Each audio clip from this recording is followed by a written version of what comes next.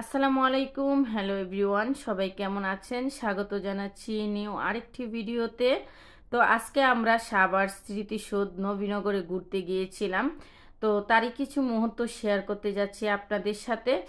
আর এটা হচ্ছে সাভার সেনা কমপ্লেক্স মার্কেট। এটার পিছনে আসলে আমরা যেহেতু মোটর সাইকেলে গিয়েছিলাম, তো আমাদের গাড়িটা রাখবো কোথায় সেটা নিয়ে চিন্তা ছিল।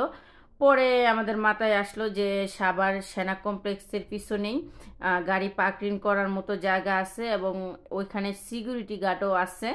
খুব নিরাপদে থাকে গাড়িটা, যদিও স্মৃতিসৌধের সামনে সেরকম নিরাপত্তায় আপনার গাড়িটা যে আপনি সেভে রাখবেন, নিরাপদ স্থানে রাখবেন সেরকম জায়গা নেই। তারপর আমরা হচ্ছে গাড়িটা সেনা কমপ্লেক্সের পিছনে রেখে তারপর হচ্ছে ফুট ওভার ব্রিজ দিয়ে পার হয়ে স্মৃতিসৌধে যাচ্ছিলাম। আর এটা হচ্ছে স্মৃতিসৌধের সামনে। আপনি এখানে চাইলে অনেক কিছু কেনাকাটি করতে পারেন। দেখেন ময়ূরের হাঁকগুলো অনেক সুন্দর দেখা যাইতেছে, ওই সাইডে ফুল। আর এখানে চাইলে সামনে কিছু খাইতেও পারবেন, বেলপুরি, চটপটি, অনেক কিছু আছে। তো ফাইনালি আমরা ভিতরে ঢুকে গেছি। আর ভিতরে যাওয়ার আগে যে কাজটা করবেন সেটা হচ্ছে বাহির থেকে বাদাম, বুট কিছু কিনে নিয়ে যাবেন। দেখবেন হাঁটতে হাঁটতে খাবেন, বা ভিতরে লেগ আছে, লেগের পাশে বসে থাকে যদি খান অনেক ভালো লাগবে। আর ভিতরে আসলে ওইসব কিছু পাওয়া যায় না, কেনার মতো কিছু পাওয়া যায় না। আর ভিতরটা অনেক বড়, আপনি সারাদিনগুলো শেষ করতে পারবেন না এরকম আমি বলবো। তো যাই হোক, আমরা এই যে ফাইনালি ভিতরে ঢুকে গেছি। আর আমার আজকের এই ভিডিওটি আপনাদের কাছে কেমন লাগে অবশ্যই জানাবেন। আর যদি আমাকে দেখে আমার ভিডিওটি ভালো লাগে প্লিজ আমার চ্যানেলটি সাবস্ক্রাইব করবেন, কারণ আপনাদের ভালোবাসায় একান্ত কাম্য। তো যাই হোক, এই যে আমরা ঘুরতেছিলাম। আর আজকে যেহেতু শুক্রবার ছিল, ছুটির দিন, তো অনেক ভিড় ছিল স্মৃতিসৌধে। কারণ ছুটির ছুটির দিনে সবাই চায় একটু ঘুরে আসি, মন ভালো থাকে, যেমনটা আমিও ঘুরতে ভালোবাসি। তো যাই হোক, ওইদিকে দেখেন অনেক মানুষ।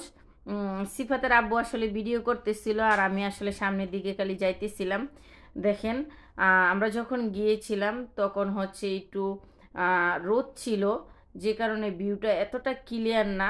বাট যখন বিকালের দিক দিয়ে সন্ধ্যার আগ মুহূর্ত ভিডিও করছিলাম, ভিউটা জাস্ট ওয়াও আসছিল, অনেক সুন্দর, কি বলবো। তো এই যে স্মৃতিসৌধ দেখা যায়। তো আমার মনে হয় এমন কোনো মানুষ নাই আপনারা যে 100%-এর মধ্যে 99% মানুষ এই স্মৃতিসৌধে আসছেন, দেখছেন, সবাই মোটামুটি কম বেশি চিনেন। তো আমার আসলে নতুন করে চিনানোর কোনো মানে দেখি না। আমি জাস্ট আমার হাসি খুশি, আমার খুশিটা আপনাদের সাথে ভাগ করে নিতেছি, এটাই। আর যারা দেখেন না, এই প্রথম দেখতেছেন, তাদের ভালো লাগবে আর তারা আসবেন, আমি বলবো এসে ঘুরে যাবেন। আর এখানে এসে কিছু দান্দাবাজের হাত থেকে খুব সচেতন থাকবেন। সেটা হচ্ছে এখানে আসার পরে দেখবেন কিছু লোক ঘুরে ক্যামেরা নিয়ে বলে আমরা স্টুডেন্ট, বিশ্ববিদ্যালয়ে পড়ি, আমরা জাস্ট এভাবেই সেলফি তুলে দেই। কিন্তু দেখবেন আপনি একটা সেলফি তোলার কথা বললে আপনার দেখবেন 50টা 100টা সেলফি তুলে দিবে, তারপরে বলবে কি এত টাকা দিতে হইব। এখন কি আর করার, নিজেরও তো একটা আত্মসম্মান আছে। তখন যখন একটা লোক আপনার কাছে বলে যে আপনার এতগুলা ছবি তুলছি, এত টাকা দিতে হইব, তখন বাধ্যতামূলক দিতে হয়। যাই হোক, এদিকে এই যে আমরা 20 টাকার বাদাম নিয়ে আসছিলাম, এখানে বৈশা বৈশা সেই বাদামগুলা টোনাটুনি মিলিয়ে খাইতেছি। এই যে দেখেন 20 টাকার বাদাম। আমি শুরুতেই বলছিলাম যে ঢুকলে কিছু কিনে নিয়ে ঢুকবেন, কারণ এখানে আমি আরও অনেকবার আসছি আমি বলবো।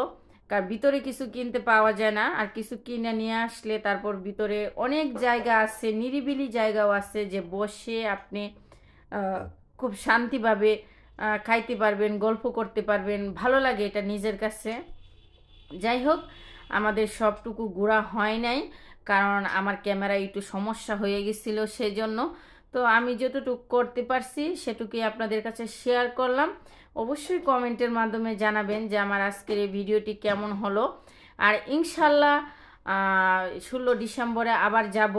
তো কে কে 16 ডিসেম্বরে আসবেন কমেন্টের মাধ্যমে জানাবেন। আমি তো ইনশাল্লাহ আমার আশা আছে যাব, জানি না বাকিটা আল্লাহর ইচ্ছা।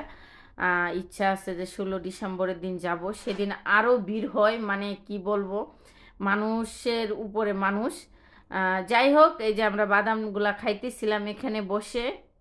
এখানে আরো কিছু লোক আছে যারা হচ্ছে আপনার গালে আর্ট করে দিবে, পতাকা, শহীদ মিনার, স্মৃতিসৌধ এগুলো আর্ট করে দেয়। তারাও কিন্তু টাকার বিনিময়ে করে, যদিও তারা দাবি করে আমরা স্টুডেন্ট, বিশ্ববিদ্যালয়ে পড়াশোনা করি। আমি মনে করি এগুলা জাস্ট ভুয়া, কারণ হচ্ছে তারা এটা হচ্ছে তাদের একটা ব্যবসা। তো ভালো থাকবেন সবাই, সুস্থ থাকবেন, দেখা হবে নতুন ভিডিও।